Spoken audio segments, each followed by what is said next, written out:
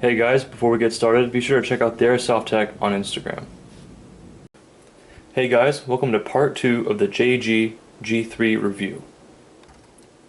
Now, I know this is the first review for my channel, however, every review on a gun specifically, we're going to do this. We're going to do a part 1 on the externals, how it performs, FPS, all that good stuff, and then the second one we're going to tear it down and review all the internals. So you guys get a good look at what you're buying. Just for future reference, these review videos, especially the part 2 ones, will not serve as a disassembly and reassembly guide. They will just serve as a review of the internals. Disassembly and reassembly guides will be coming very soon to my channel, so we won't be waiting too much longer for that to happen, so no worries. Now, mainly because I have a massive OCD thing going on, we're always going to start our way from the Hopup back into the gearbox and wiring and that kind of thing. It's just more organized for me to start in one place and go to the other. So yeah. So without further ado, we'll start with the Hopup unit.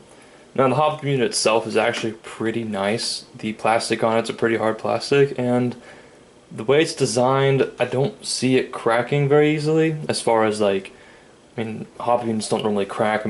Normal plastic Hopup units crack because you're trying to install like a bucking or you're trying to pull one out that's really stuck in there. That's usually how they crack for me. So yeah, but this one doesn't really feel like it's going to crack. It's made out of some pretty tough plastic and kind of like it, so we'll see. But it is G3 specific. It does not fit like a G36 or M4 obviously or AK. It's just G3. So that may make finding an aftermarket replacement kind of difficult, but oh well, they're definitely out there. I've seen them, and I've actually tried to get one to replace this for my little brother, just because this one seems really loose on the wheel, and I could possibly fix that with aluminum foil, but that's just me, and that's how this thing works. It's kind of loose on the wheel, but other than that, the actual Hopup chamber itself is pretty nice, and yeah. Now, the bucking itself is actually pretty soft for a JG bucking. Normally they're pretty stiff, and they don't like to give a whole lot, and that can make flat hopping them a little more difficult, because when you try to flat hop a bucking, you have to turn it inside out, and I can't tell you how many times I've torn a JG bucking trying to flat hop it. I'd rather opt out and do flat hop a low neck 70D or G&G green. But this one's actually pretty soft, which really helps with air seal. And if you've been tacking for a good amount of time and you've been working with Hopups, you'll know that softer buckings tend to give better air seals than harder ones do. At least that's my experience. Now, this bucking fits very, very tight on the stock barrel, so there's no wobble whatsoever. It actually took quite a bit of work to get it off the barrel, so it's pretty on there. It's on there pretty tightly. Now, the actual bucking alignment in there with the nub on the top, or the mound, is actually pretty good. It doesn't look too rigid or uneven. It's pretty even, so there's no problem there. It gets pretty good range with an accuracy on some .25s, some .28s, reaching out to about 170 feet, as I'd say. And I'd say you'd get around 200 feet if you flat hop it. It's pretty nice bucking, but I almost always swap buckings out for low neck 70Ds, so yeah. Now the barrel is actually just a standard barrel, 608 brass barrel. They're alright, stock barrels. Brass, really an experience of mine, is just much better with accuracy and range. It's a little better than steel and aluminum for barrel quality, in my opinion, if it's good. Now, the stock brass barrels and guns just aren't that good. Just like this one, they work, that's about all they need to do. I would definitely recommend polishing it or replacing it with a Prometheus 603 or even a ZCI 602. The window itself is actually pretty big, so if you want to polish this up and install an arm hop, it'd be pretty easy in my opinion. Now, one thing that you should do if you're going to try to make this barrel as good as possible is you should definitely re-crown it. The crowning on it is just absolutely non-existent. It goes from a tube to just, that's it. There's no crowning. So that's undesirable in my opinion. Crowning just helps with stability, with heavier rounds and efficiency and all that good stuff, which means better range and accuracy for the most part. So with no crowning, when you pull it out of the box, you're just going to be shooting and you're going to be like, oh, it's pretty good. But if you re-crown it, polish it, and do all that good stuff to it, you're going to notice a significant improvement, and that's exactly what I would do. Normally, I would stop at over-review for the Hopup and bucking and barrel at just those three. But this one I want to point out, it's kind of weird. This part on the G3 Hopup unit is actually just G3 specific. it's not. It looks like it could fit an M4, the C-clamp that fits on the barrel and Hopup. This looks like it could fit an M4, but it doesn't. It's a little too big. So just a heads up, if this thing does break, you have to find another G3 one. You can't use an M4 one. I just tried and it didn't work. So, oh well. But just don't break it, and you should be good. And now we make our way to the gearbox and motor. So let's get down into it. So here we are inside the gearbox. Now, when I review these, especially the internal reviews, I'm going to work my way from the bottom up in the gearbox, that is. So we're going to start with the motor. Now, the motor is a standard 28 TPA ferrous magnet motor. Now, if you don't know what all that means, it's basically a stock motor that is pretty much useless unless you're into building motors like myself. Now, there isn't a whole lot of torque on it, and you can just tell by twisting the pinion. There's really no force to twist it. And I know that's not the greatest way to test torque, but neodymium motors and motors that have stronger magnets are harder to turn over, so that's usually the test that or a lot of people do when they just test magnet strength, and that's what I do.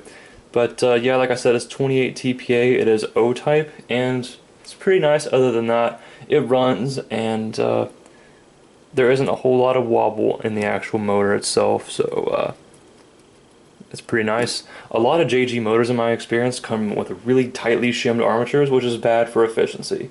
And this one, it's pretty good.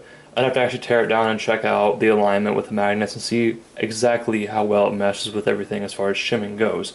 But it's pretty good, and the pinion's on there pretty tightly, so it's not going to slip anytime soon. So all in all, I'd say it's a pretty decent motor for a stock motor. It'll pull up to an M120 just fine on 18-to-1 gears. If you're going to do anything else, replace it, please. And now we make our way to the actual gearbox shell itself.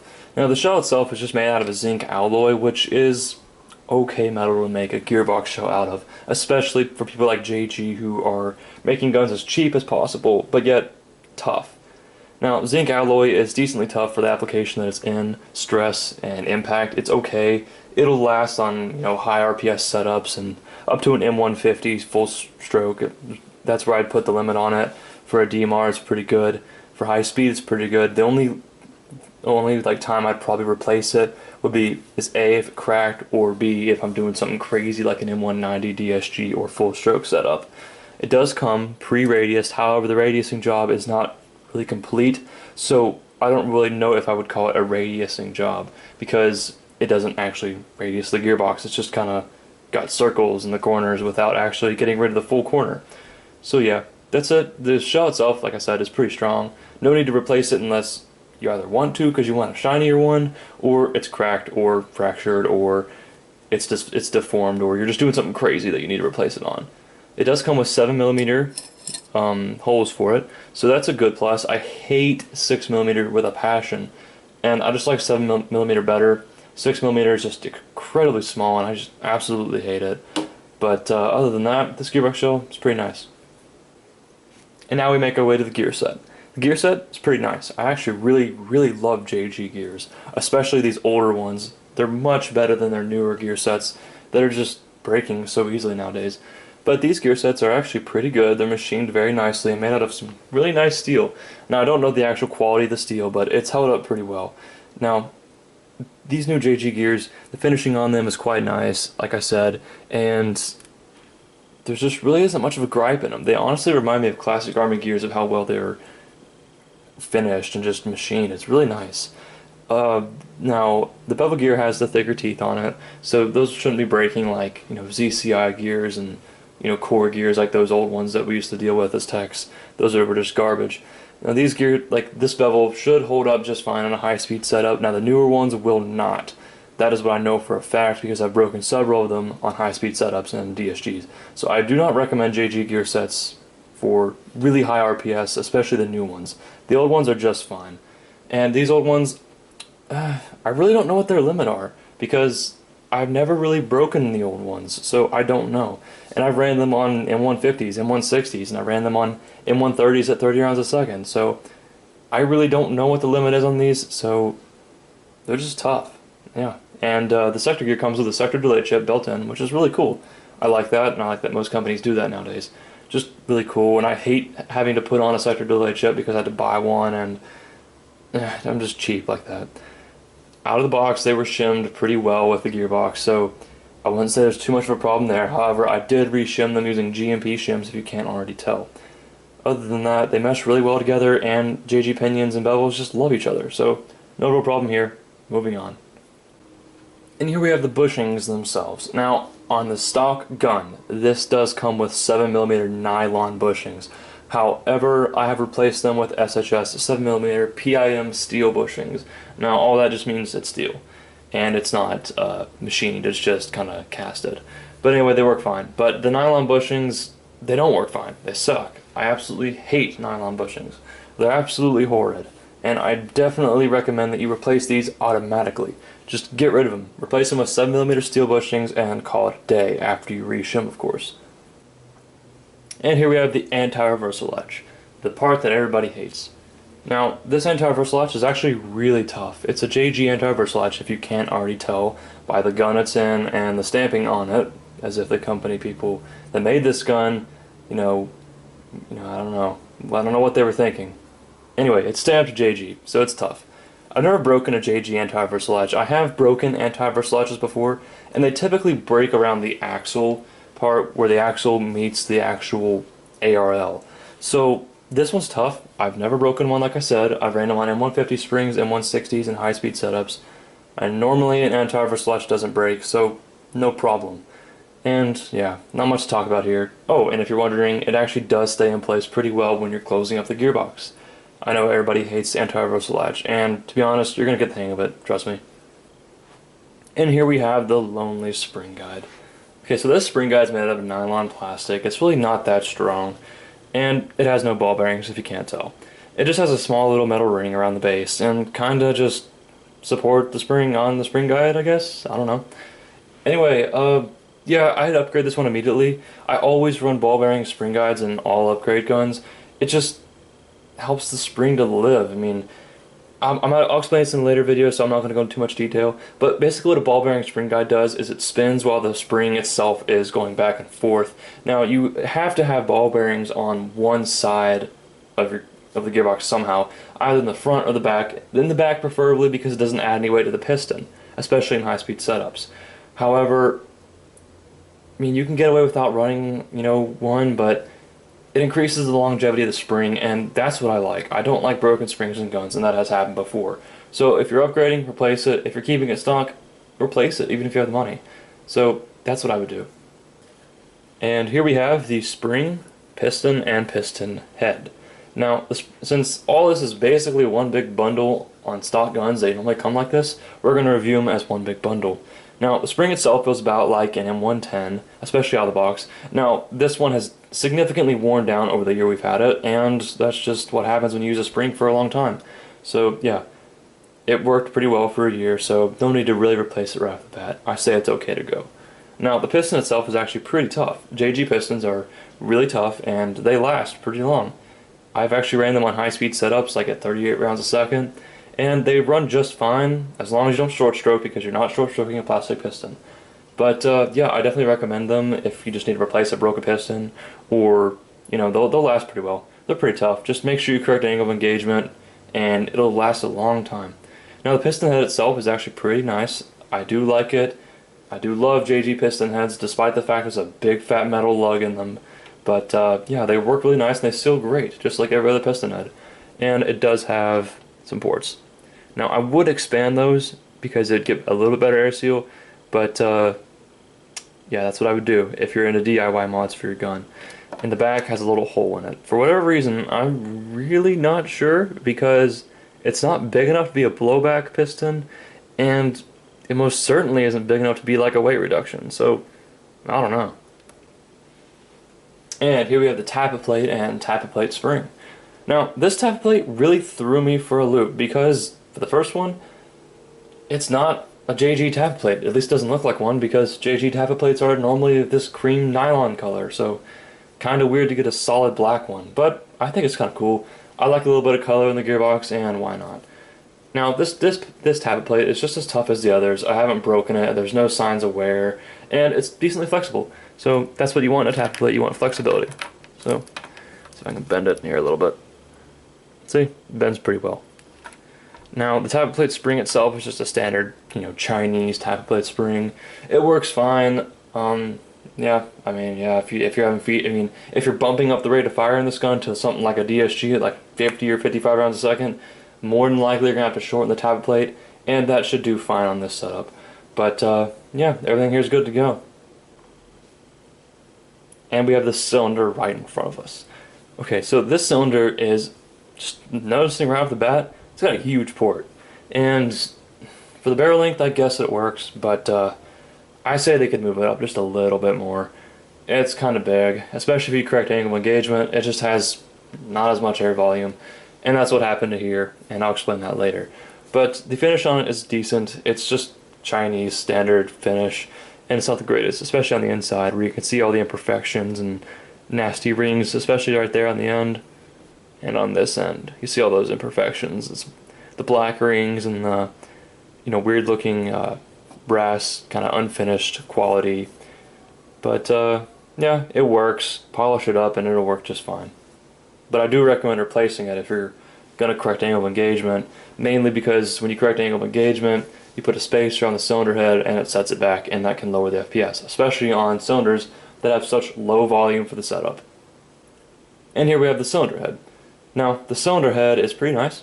It's just a standard cylinder head, so I don't see much difference in it from other cylinder heads, so it works. Interestingly enough, it does have dual O-rings, which are kind of cool. And I did put a damper on it, a faucet washer, to help correct angle of engagement. And this is all it needed to correct it, which was good because if I put any more on it, it would undervolume the cylinder. So yeah, only replace this if you're doing something like a DSG or some really high RPS or DMR. This is the air nozzle, and it's okay quality. It just is like standard quality, air nozzles. They're normally a black color, especially stock ones, and some ones are like, like a tannish cream color, and others are like a clear color. Mostly in JG guns, they're black like this. This one does not have an internal O-ring, if you can see.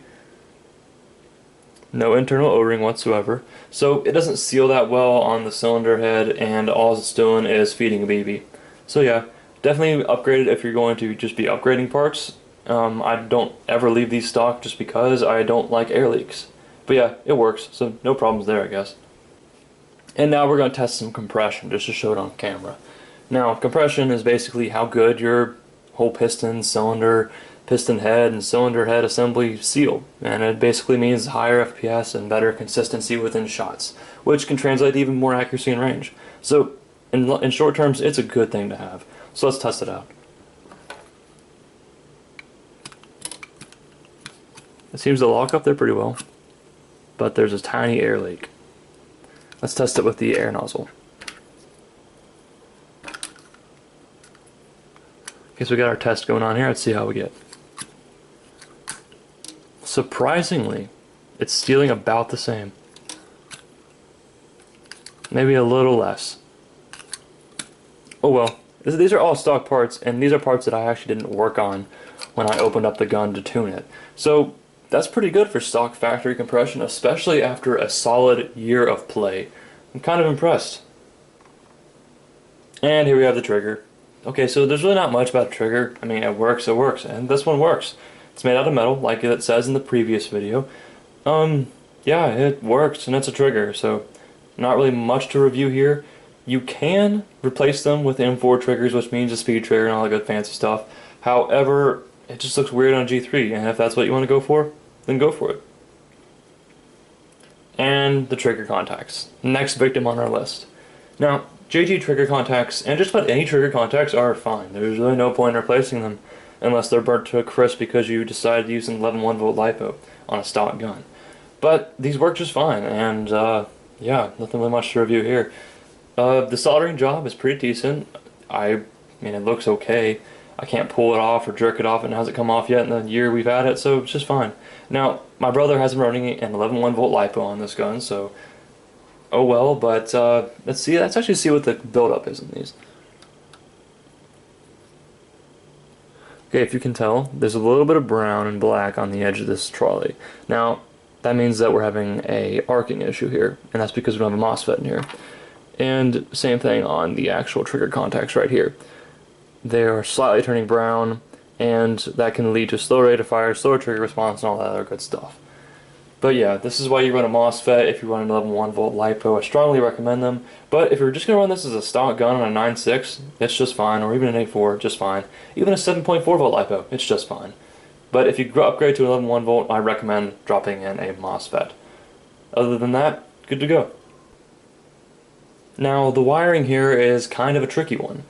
Okay, so on the outside here we have our 16 gauge nice and thick wire. Loving it. And then once we get to the gearbox, we get tiny 18 gauge wire. And that's kind of a letdown, but I guess they do that to, I guess, make it easier to assemble in the factory and cost less. But kind of a disappointment, but yeah. This wiring runs just fine on an 8.4, 9.6, even a 7.4 volt. And it'll run on 11.1 volt. But if you run too big of an 11.1 volt and say you hit some big snag in your mechanical system and you have no fuse, more than likely this wire is going to go, along with the motor and contacts. So that's one of the reasons why I recommend replacing wire to 16 gauge wire. I use Turnigy and it works pretty well. So yeah, I would recommend, if you're just going to leave it stock, it works, but if you're going to upgrade, definitely upgrade the wire just for better conductivity and rate of fire. Now, this gun does come stock with a large type Tamiya plug, and it does come with a battery with the large type Tamiya plug. However, I have opted to switch it out to Dean's connectors. Now, Dean's connectors are just better than Tamiya's. I'll do that in a later video, but yeah, I just thought I'd show you guys that. And, okay, so don't make fun of my soldering job. I know, it was like a year ago, and I hate soldering, so yeah. And there used to be a fuse right here, but I decided to remove it, and I just don't like fuses. And my brother's pretty careful with it, so he's not going to burn out his gun or anything. But yeah, it does come with a fuse and a large type Tamiya connector. So if you're leaving it stock, it'll work, just like everything else in this gun. However, I recommend Dean's connectors because A, they're Dean's, they work better, and B, you're going to get better conductivity and your battery's more universally compatible with other batteries, and it won't catch on fire if you use 11 volt. That has happened before. Now, we're going to go over two things right now. We're going to go over the cutoff lever and the safety bar.